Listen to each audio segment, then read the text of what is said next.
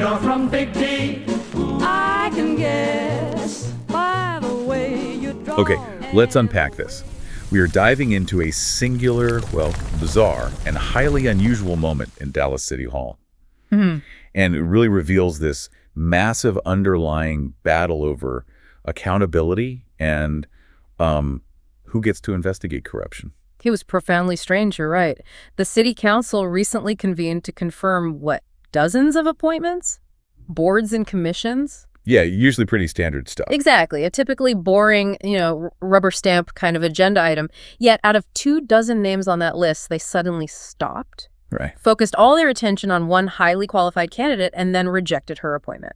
That focus, that specific rejection, is exactly what we're zeroing in on today. Good. Our mission here is to trace this dramatic, singular controversy, which, look, it immediately spiraled into allegations of political retaliation back through a string of recent ethics failures. It really did escalate quickly. We need to understand why accountability in Dallas seems so difficult and, well, what happens when local systems fail so publicly that maybe federal oversight becomes the inevitable next step. And what's fascinating here, I think, is how quickly this routine process just blew up, turned into a high-stakes, very public confrontation that exposes these deep fractures within city governance. So let's talk about the nominee, Natalie Levesque. She was proposed for the Ethics Advisory Commission. Right. And she sounds, on paper at least, like exactly the kind of person you'd want on an ethics board. Absolutely. Senior counsel at Google, teaches entertainment, tech, marketing law at SMU. I mean, impressive credentials. Definitely. And get this, her mother was nominated for a different commission, Arts and Culture, at the exact same time. And how did that go? Sailed right through, unanimous approval, no drama. Okay, so the issue wasn't the family name or anything like that. The focus landed squarely elsewhere. Entirely elsewhere. It wasn't on Mrs. Levesque's qualifications at all. It was completely centered on her husband, Damien Levesque. Ah, okay. Here we go. Yeah, here's where it gets really interesting. Damien Levesque runs a social media account, Dallas and Fuego. I've heard of it. It's known for being pretty aggressive, right? Adversarial, even. That's putting it mildly.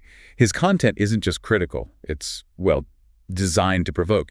He uses deep fake AI Oh, wow. to imitate elected officials, candidates, even the city manager, Kimberly Bazore-Tolbert, in these critical trash collection videos. So not exactly subtle commentary. Not at all.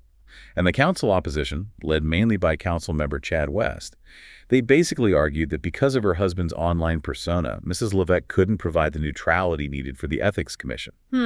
So punishing the spouse for the actions of the other spouse. That was the argument. Yeah. West called them a unified political presence and said the Ethics Commission needs people who are beyond reproach and neutral actors. Which is a tough standard if your spouse is, shall we say, actively engaging in political combat online. Right. So because the husband is, aggressive online, the highly credentialed wife is suddenly unsuitable for public service. Did anyone push back on that logic? Oh, yeah. Councilmember Bill Roth argued strongly against it.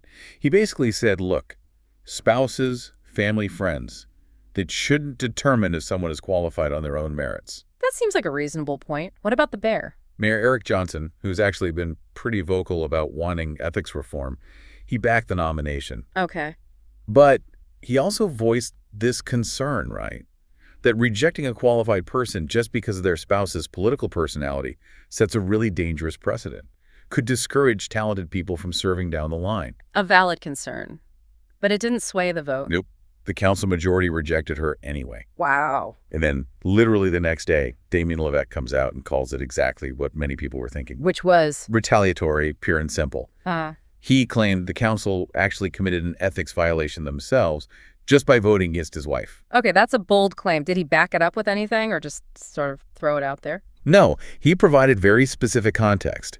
He alleged that many of the council members who voted her down, he named West, Bazaldua, Blackmon specifically, were people he had previously filed ethics complaints against. Okay, now that changes the calculus significantly. That moves it from just a controversial vote to a potential conflict of interest, right? Exactly. Suddenly, the people who are supposed to uphold ethical standards are being accused of using their power, their appointment power, against the spouse of someone who filed complaints targeting them. So what kind of complaints are we talking about? What were the specifics he cited?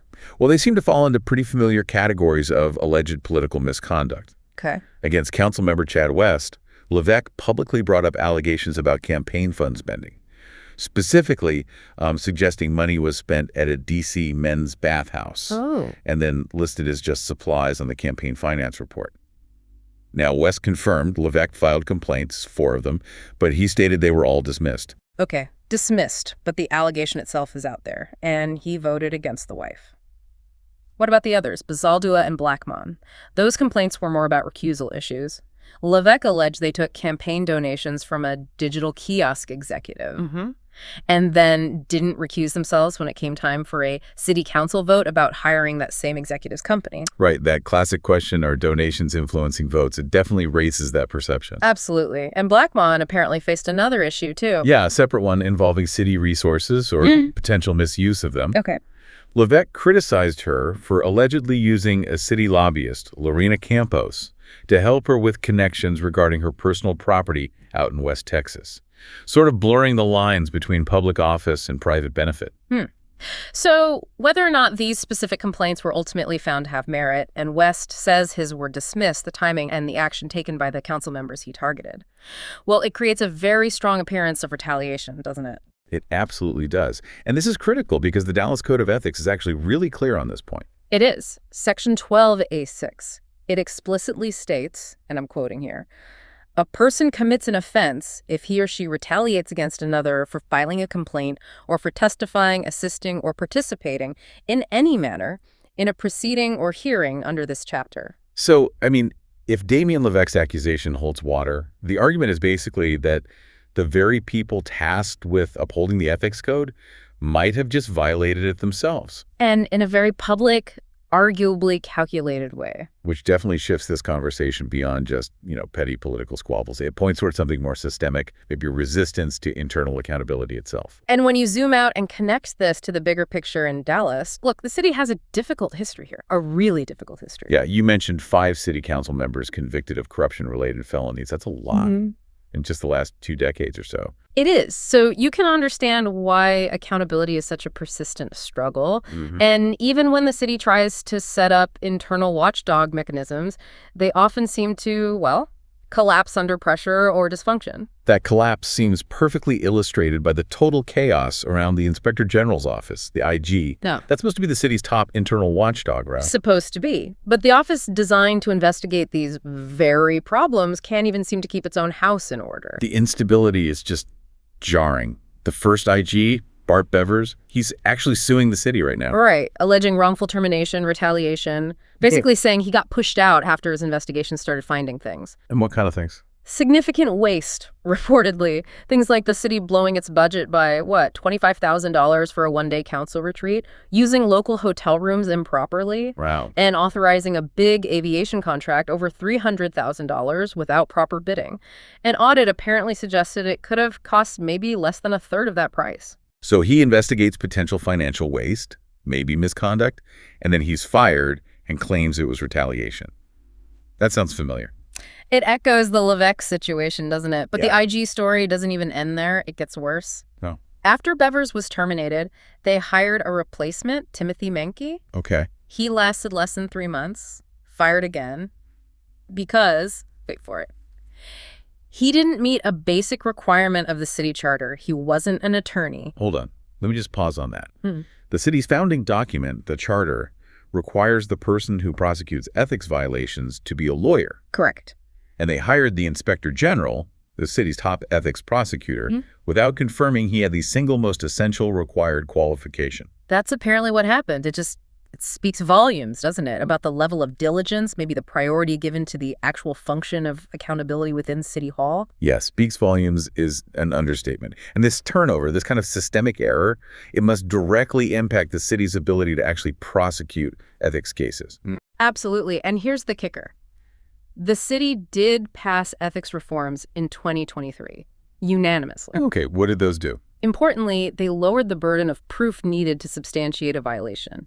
They changed it to preponderance of the evidence. Can you just clarify that for listeners? What does that mean practically? Sure. Preponderance of the evidence is a legal standard. It basically just means more likely than not. It's a much, much lower bar than, say, beyond a reasonable doubt, which you need in criminal cases. So theoretically, it should be easier now to find that an ethics violation occurred and move cases forward. That's the theory. Make it easier to get a finding. Yet, despite lowering the bar, the numbers on actual prosecutions are, well, staggering. How staggering. Okay, get this. In 2024, the IG's office got 412 new ethics complaints. They processed, in total, closing old ones too, 471 complaints. Okay, processing hundreds. So how many went to a formal hearing? 2. 2 out of 471 processed. Just 2. That is 0.04%, 0.04%, 0.04%. Wow. Just think about that probability for a second. If you're a citizen, or someone like Damien Levesque, and you file an ethics complaint against an official in Dallas, there is a 99.96% chance that your complaint will never see a public hearing before the Ethics Advisory Commission. Exactly. And that is why this Natalie Levesque incident, this rejection, feels so indicative of a broader failure. It makes sense. If the system for accountability basically functions like a black hole, I mean, we heard about a licensed attorney providing sworn affidavits, documents showing misconduct, like an environmental commissioner allegedly giving the middle finger to advocates, Right. only to have that complaint deemed unsubstantiated after 14 months with no public hearing. Well, then the door to internal transparency seems effectively sealed shut, doesn't it? Yeah. When filing a complaint feels like shouting into the void, the incentive to even bother using the internal procedures just evaporates. Public trust along with it. Completely erodes. So the inevitable question is, what happens when these internal mechanisms are so obviously jammed, so ineffective? Well, it means external authorities start looking much more closely at City Hall, and Dallas, as we've said, has a history of attracting federal attention. And that attention seems to be focused right now on how public money is being used, or maybe misused. Specifically, federal housing funds. The U.S. Department of Housing and Urban Development HUD, their Office of Inspector General, is expected to wrap up a year-long probe very soon. A year-long probe into what exactly? Financial wrongdoing in Dallas's Housing and Economic Development departments. Okay. And what are the expectations for those findings? Well, the source material we looked at suggests this probe is likely to document a long-standing practice. Basically, funneling tens of millions of dollars in federal grant money. Tens of millions. Yeah, to what are being called fake or undocumented community groups. Groups that apparently can't provide the required bookkeeping or prove how the money was spent. So significant federal resources just unaccounted for. And allegedly treated as what? As political juice, according to the sources, handed out by city officials, perhaps to reward allies or build influence. And this wasn't just bad accounting, right? The sources suggest this alleged manipulation had real consequences. That's the allegation, that this political game playing actually interfered with federal goals, like manipulating funds specifically to shut down certain downtown housing projects. Lockheed and McKenzie were named projects that would have benefited low-income residents, people of color. Wow. So the underlying suggestion is that for potentially decades, city officials might have treated federal HUD money like it was just free money, never properly tracked, allowing for corruption based on who got the political favors. It paints a picture of systemic failure, doesn't it? Failing to manage funds externally seems to mirror that systemic failure to police ethics internally. It really does. If you don't have the will, or maybe the competence, to enforce your own ethics code, and you fail to properly audit the millions in federal funds you're responsible for, then external intervention starts to look less like a possibility and more like an inevitability. It becomes almost mandatory. And that's arguably why Dallas is facing this level of scrutiny now. And we should probably remember, this isn't even the first time the feds have taken a hard look recently. No, definitely not. There was previous federal scrutiny involving a political consultant, Willis Johnson. Right. He was shown to have lobbied city contractors, big names like Motorola, H.J. Russell, while also consulting for 2 different Dallas mayors. And the Justice Department explicitly linked his contract with a hotel construction firm to a corruption investigation of a Dallas County Commissioner, John Wiley Price. So the DOJ, the Justice Department, they clearly have Dallas politics on their radar. They have a clear line of sight. And look, when a local government seems to actively resist internal accountability, like allegedly retaliating against complainants. Exactly, or having this revolving door of unqualified or short-lived watchdogs. And prosecuting almost 0 cases. Yeah, when all that happens, it feels almost inevitable that the federal government is going to have to step in eventually to clean up the mess that the city itself seems unable or unwilling to address.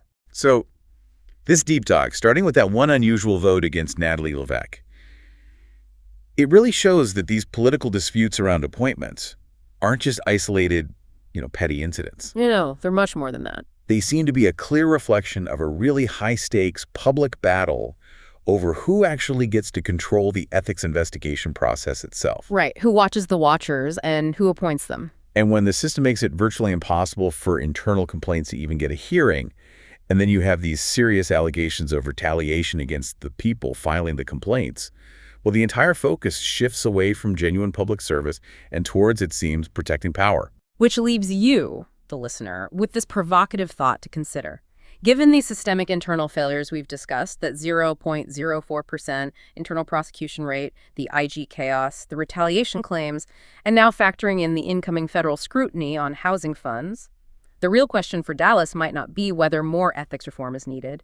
It might be whether the city's ethics issues are now so deeply ingrained, so embedded in the political structure, that they're actually beyond internal self-correction. Meaning external intervention isn't just likely, it might be the only way left to root out the corruption that the city itself has demonstrably failed to prosecute effectively. You're from Big D, my oh yes. I mean Big D, little A, double L A S. And that spells Dallas, my darling.